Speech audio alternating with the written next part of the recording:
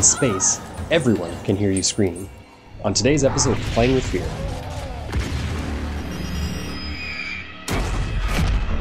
Welcome to Joe Blow Horror Video's Playing with Fear, where we take a look at some of the landmark horror titles throughout the history of gaming. Today we look at one of the best examples of doing a horror license right. Alien Isolation is the best Alien game we've ever had, and unlike our previous entries, is a damn scary game that got very good reviews, and even some DLC that lovingly plays tribute to its source material. Well, we kind of went over this when discussing Alien vs. Predator for the Jaguar, but Alien is a 1979 horror classic directed by Ridley Scott.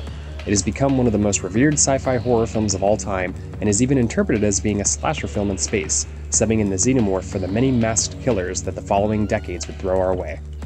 Its sequel, Aliens, is known as one of the finest action sci-fi films of all time, with a slew of memorable characters, great score, action, and special effects. Unfortunately, that is where the accolades for the film series stop. Alien 3 is an enjoyable mess. Alien Resurrection tried to blend Alien and Aliens, but lost both the horror and the action along the way, and the prequel series of Prometheus and Covenant have about as many defenders as critics, while neither of the AVP movies blew critics or fans away. The series goes far beyond celluloid, however, with novels, comic books, toys, and of course, video games. We already went over some of the AVP games. In fact, there are just about as many AVP games as there are games just following the xenomorph alone. It starts with Alien on the Atari in 1982. In it, you play as one of the crew members collecting alien eggs while avoiding full-grown aliens, with the controls being it's Pac-Man. Just 100% reskinned Pac-Man, which is a pretty popular thing to do at the time. Following Alien in 1982, we have, well, Alien in 1984 on the Commodore 64 and ZX Spectrum. Although it had only been 2 years, this is night and day compared to Pac-Alien. The game starts with a layout of the Nostromo from the film and shows off all the playable characters. Each game, a random character will birth the alien, as well as one of the crew members being labeled as the android. The alien will quickly grow to its final size and wander the ship hunting the playable characters, and if the android character is not discovered and dealt with, it will help the alien take out the rest of the human crew. Winning the game either happens when the ship is blown up, like in the film, or you manage to kill the alien with one of the controlled characters. With random characters being selected for the android and alien host respectively with each playthrough, and the ability to win or end the game with different outcomes or strategies, this game was leaps and bounds ahead of its predecessor and added a completely new definition of game replayability. And that's pretty much it, at least when it comes to games on the original movie. As the sequels started to come out, so too did the video games of those sequels, as it was a smart business decision when looking to capitalize on a hot license. We got a first-person strategy game and a side-scrolling action game to represent the second film in 1987, an all-time classic arcade game in 1990, also following the story of Aliens, followed by 5 different Alien 3 games released on 5 different formats in 1993. While the games on the Master System, NES, SNES, Game Boy, and Arcade all follow the film to a degree, they all do it differently based on console limitations. The SNES iteration is my personal favorite, with its varied mission types and memories of playing it often early on Saturday mornings as a kid. After the lack of success from Alien 3, the film franchise, as well as the video game adaptations, would slow down. We would get Alien Trilogy on a few systems in 1996, and Alien Resurrection based on the movie in 2000. After that, we'd get an arcade shooter, an online MMO, a couple mobile games, and a questionable Game Boy Color game that I had no idea existed until researching this video. In 2011, we got a shockingly cool Nintendo DS game in Alien Infestation, and the absolute nadir of Alien games with the disappointment that is Aliens Colonial Marines in 2013. I could have skipped all these, but none of them will get their own video, and all of them deserve anywhere from a cursory look on YouTube to a casual playthrough. And then finally, 30 years after 1984's microcomputer excursion, Creative Assembly released Alien Isolation in October of 2014. The studio was almost exclusively known for the Total War franchise on the PC, but was inspired by the worlds of both BioShock and Dishonored, and decided to pitch the idea for a first-person survival horror project set in the Alien universe to Sega, who owned the license at the time. Instead of just a retread of the first movie in some form, however, they decided to create a direct sequel that follows Ellen Ripley's daughter. 20th Century Fox went all in on the cooperation and lent them props and behind-the-scenes footage for research and development to make the game feel as lived-in as possible. Spoiler alert if you haven't played the game yet, I highly recommend it. Set 15 years after the original film, Amanda Ripley, Ellen's daughter, is approached by an employee of the Weyland-Yutani Corporation with information about her mother. The black box recorder of the Nostromo has been recovered and is being held at the Sevastopol, a giant space station. Traveling with Samuels and Taylor, they are separated, and Ripley must enter the station alone. The station is almost completely abandoned and disheveled. After some searching, she finds an inhabitant named Axel who explains the monster destroyed the space station and its people. Ripley doesn't believe him until she witnesses the monster kill and take him away. After finding the flight recorder, Ripley discovers its data has been corrupted and searches for a way to unscramble it as well as reunite with her companions that came with her. Eventually finding them, she is told Taylor is injured and that requires a trip to the medical wing to find proper supplies.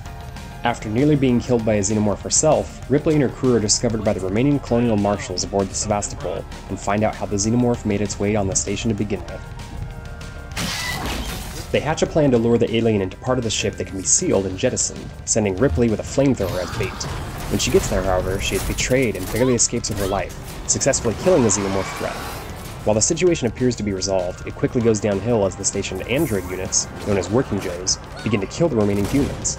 We find out that the station's computer, Apollo, has been ordered by its parent company, Weyland-Yutani, to protect the xenomorph at all costs, and now sees the humans as threats. Samuels is killed in the scuffle, but enables Ripley to escape the situation.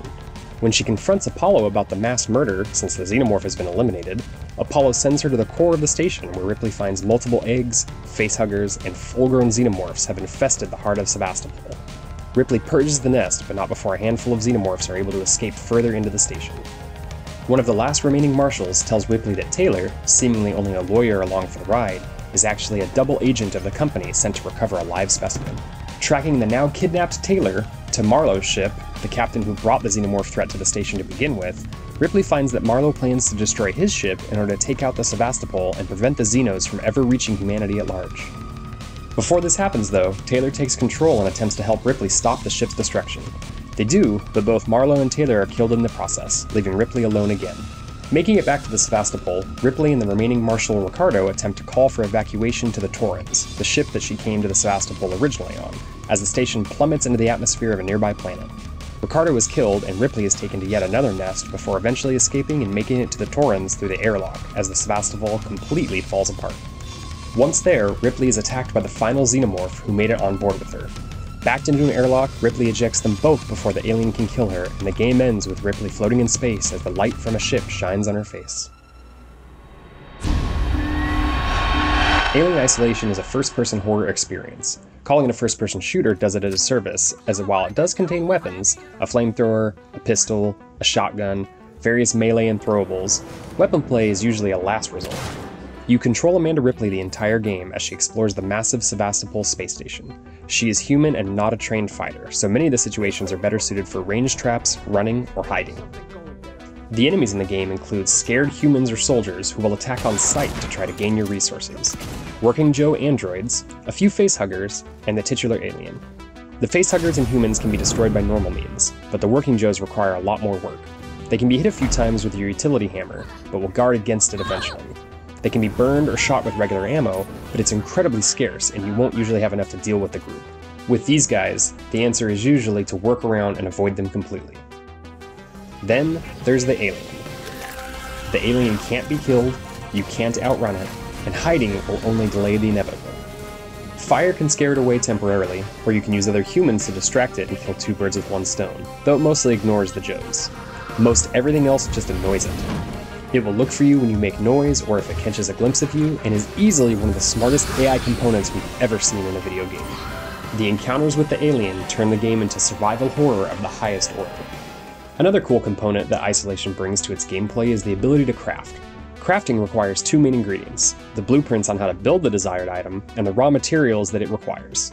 The items you can craft are pipe bombs, smoke bombs, EMPs, flashbangs, Molotov cocktails, noisemakers, and the ever-important medkit.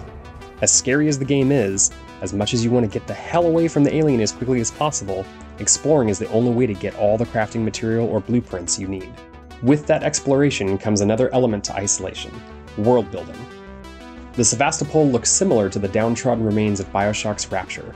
You get much more story than just from speaking with NPCs. Finding logs and reports, seeing bloody writing on the wall, hearing screams, finding makeshift morgues all tell the story of the station's downfall. Making it all the way through is a tense but rewarding experience that every horror fan should put themselves through. Along with the production value and feel, fright is where this game excels. Even before you get a chance to see the xenomorph, the foreboding atmosphere puts you on the kind of edge that will keep your body tense through most every encounter.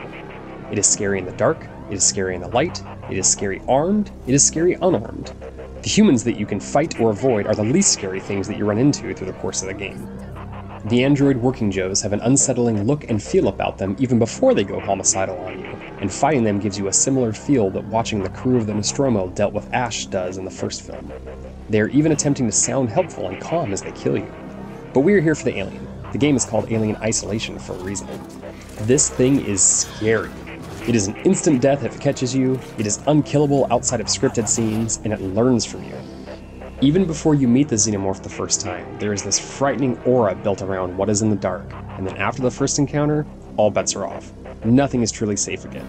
Even saving the game is a delicate balance, because if the alien catches you before the save is complete, it does not count. Alien Isolation is not only the best Alien game, it's also currently the last Alien game. Well, until the recently announced Alien Fireteam comes out, but that looks to go all in on the action-oriented sequel rather than the horror of the original. After Isolation, Creative Assembly went back to the Total War strategy series, even releasing a game on PCs this year. The game received mostly good reviews and continues to get ported to newer systems, with a Switch version releasing as recently as December 2019. Already 7 years old, Isolation seems to be aging like fine wine, with many players discovering it for the first time recently and giving it high marks. It doesn't suffer for replay value as it contains a decent amount of DLC, including the exceptional Crew Expendables section, which brought back nearly all the original actors to reprise their roles of the first film, as well as a bunch of challenge maps to keep honing your skills against this unstoppable killing machine. I can't speak highly enough about Isolation, and purposefully left out a lot of details as I really want to encourage everyone to play it, either for the first time or maybe on a new console. What did you think of Alien Isolation? What's your favorite Alien game? Let us know in the comments.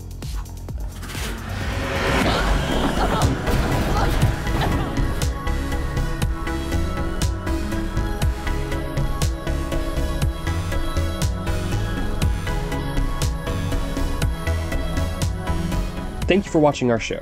If you like what you see, please subscribe to our Joe Blow Horror Videos channel. Tell your friends who like this sort of content, and turn on the bell to receive notifications for all our latest videos. We're an independent company, and we appreciate all your support.